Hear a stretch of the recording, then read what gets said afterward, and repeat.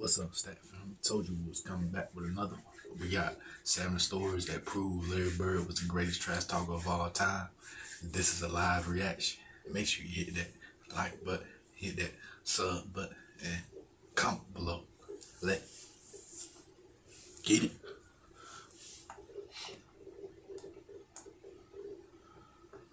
What's up, guys? Mike here, and today we are going to be talking about Larry Bird. Now, Larry Bird was a 3-time NBA champion. He was a 3-time MVP. But perhaps most importantly, he was the world's best trash talker. So here are 7 stories that prove that Larry Bird was a trash-talking legend.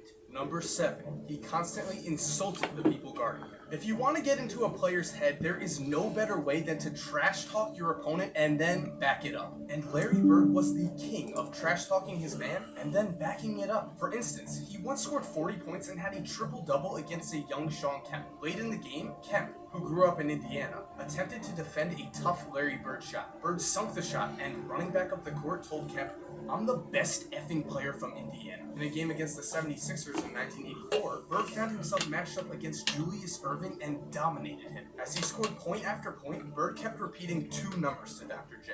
The number of points Bird had and the number of points Erving had. By the end of the 3rd quarter, those 2 numbers had become 42 and 6. 42 points for Bird, 6 for Erving. At this point, Danny Ainge claims that Bird told Erving to retire, which led to... Oh, that's why they got it, scuffle. And perhaps his most memorable moment came in the game against the Pacers around Christmas. Before the game, Chuck Person, known as the Rifleman, told reporters that the Rifleman is coming and he's going bird hunting. Hearing this, Larry approached Person before tip-off, saying, "Hey Chuck, I have a present for you." He then waited until Person was subbed out, spotted up right next to where he was sitting, and drained a 3. As the ball went in, Bird turned to Person and said, "Merry effing Christmas." Number 6, he trash-talked coaches. As Larry Bird became more confident, trash-talking players just became too easy. So he began to trash-talk coaches. Against the Bulls, Bird found himself matched up against Ben Corquette, a noticeably poor defender. He took exception to this and expressed to then Bulls coach Doug Collins, "Ben Corquette? Are you effing kidding me?" Before dropping 33 points in the first half. Against the Pistons, a young Dennis Rodman tried his best to stop Bird, smothering him when he had the ball and trying to deny him when he didn't. Still, Bird found a way to get into Rodman's head, screaming at his teammates, "I'm wide open," even as Rodman was attached to his hip, and he acted as if he was wide open too, sinking 4 straight shots in Rodman's face before asking Pistons coach Chuck Daly, "Who's guarding me, Chuck? Is anyone guarding me? You better get someone on me, or I'm gonna go for 60 can't get while stuck. scoring at will against the Jazz." Bird sunk a shot and said, "When you run by the bench, he goes, 'That's a heat check.'" before turning to Jazz coach Frank Layden and saying, "Hey Frank, don't you have anybody on that bench who can guard me?" To his credit, Layden responded with, Frank looked at him and he goes, "No."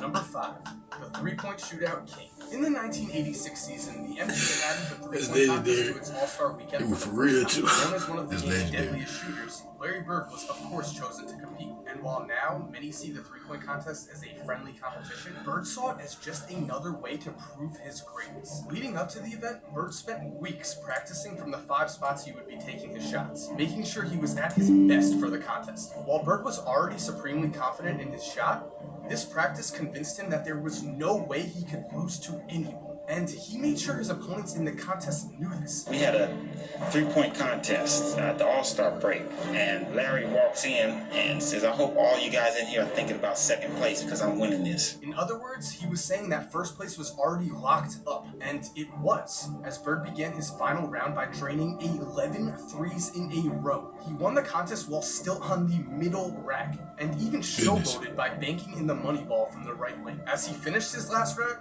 he raised his arms and yelled, "I am the 3-point king." And he was, because the next year Bird won the contest again. Throughout the entire shootout, warm-up suit. he never removed his warm-up jacket, demonstrating his unwavering confidence. And again, he called his victory beforehand, telling Dale Ellis, "There's no need to talk this time.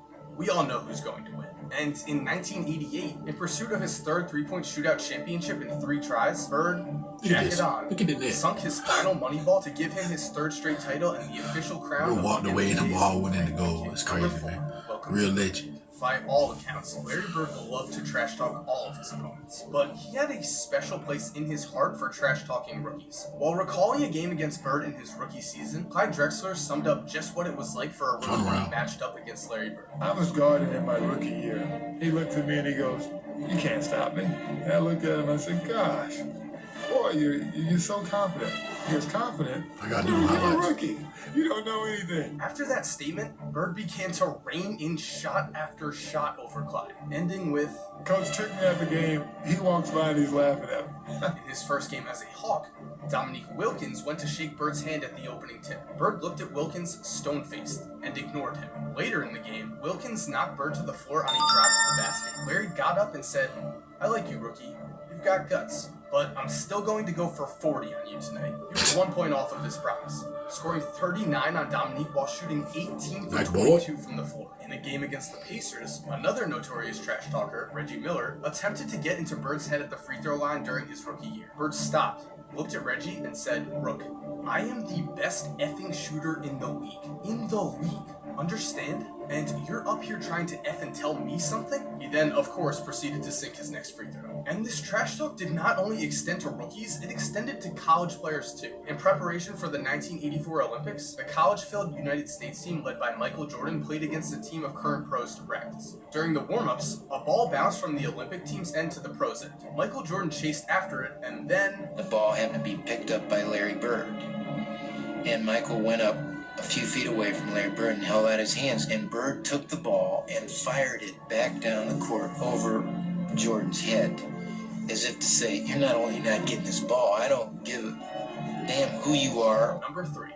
Stayed true to his word. Throughout his career, Larry Bird earned the reputation as one of the greatest clutch players in the NBA's history. Countless times the Celtics placed the ball in his hands, and countless times he came through. As his teammate ML Carr said, Because, if you ever got in trouble, give the ball to Larry and get out of his way. and after a while, just scoring in the clutch became too easy for Bird.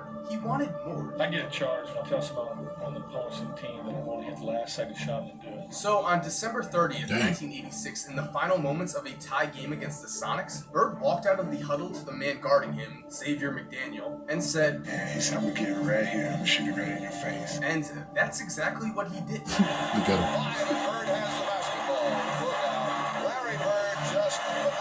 He told him In what he fact, was going to he do not and only he did. shot the game winner over McDaniel, he also shot it over McDaniel's teammate too, proving that not even two players could stop Bird in the clutch. And while this shot was incredible, the next season Larry managed to top it. In the second game of the 1998 season, the Celtics trailed the Bullets by 3 with just seconds remaining. The ball was passed to Bird, who sunk a 3 to tie the game, but his coach had called a timeout. No matter, Bird proceeded to sink a running three-pointer to tie the game, sending it into overtime. And in overtime, with just 2 seconds Dude remaining, just the hit 2 Celtics again shots. trailed when He looks at the bench and says,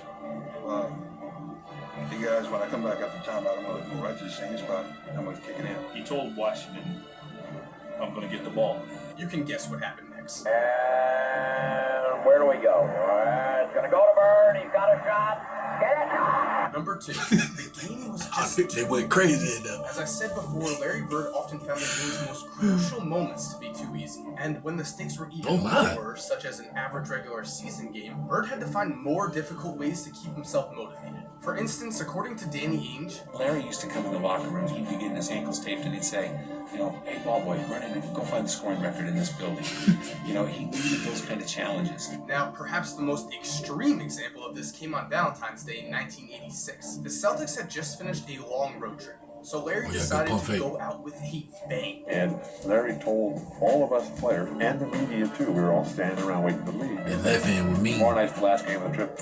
I'm going to play this one left-handed at least through 3 quarters. Yes, Larry Bird promised to score every point against the Blazers with just his left hand, except for jump shots, which is exactly what he did. With both teams aware of his intentions, Bird scored 22 points with just his left hand, ending the night with 47 total points along with 14 rebounds, 11 assists, and the game-winning shot. And number 1.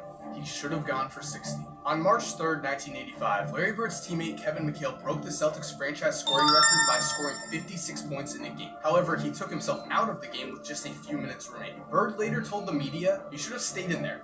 Should have got 60. The two had a friendly rivalry. and Larry could not believe that McHale would take himself out with such an obvious milestone in sight. So, because he was Larry Bird, he decided to go for it himself. Just 9 days later, while matched up against the Hawks and Dominique Wilkins, Bird put on one of the greatest regular season performances in NBA history. As Doc Rivers put it, he was calling shots off the glass. Who's next? Where you want this one from? And he just made one after another. Yes, on this night, Bird was on fire. Legendary Sinking almost floater. impossible shot after Turn shot. around. In the fourth quarter, Never he gets found old. himself with 52 points, and then made this. A shot so impressive that the players on the Hawks did an bench in-your-face fell over leaner. in disbelief. These Hawks players would eventually cheer on Bird, a player on the opposing team. I don't know Then, what to call with it. 56 points and a chance to break McHale's record, Bird went over to the Hawks and said, He called it, he said rainbow trainer's lap. meaning that's where he would shoot, from the trainer's lap. Bird proceeded to catch the ball and do this, sinking a shot before falling into the trainer's lap. Meanwhile, the Hawks players high-fived each other, appreciating the NBA history they were watching. Now, this shot was waved off due to a foul, though Bird sunk both free throws and ended the game with 60 points on a buzzer beater, a Celtics franchise record that still stands. And thank you guys for watching, and man, does that not make you miss the way the NBA used to be? When trash talking was basically encouraged and not fined? For any future NBA prospects watching this video, trash talk. We love to see it. And as always, to my loyal subscribers, I love you guys. Your support motivates me to make videos. You're amazing. And if you haven't already subscribed and you're an NBA fan, I think you'll love the channel. I make videos like this. I do a bunch of other NBA content. Check it out. So I'm not saying you have to subscribe, but it would be cool if you did. And as always, guys, have an awesome day and Real legend. cue the music.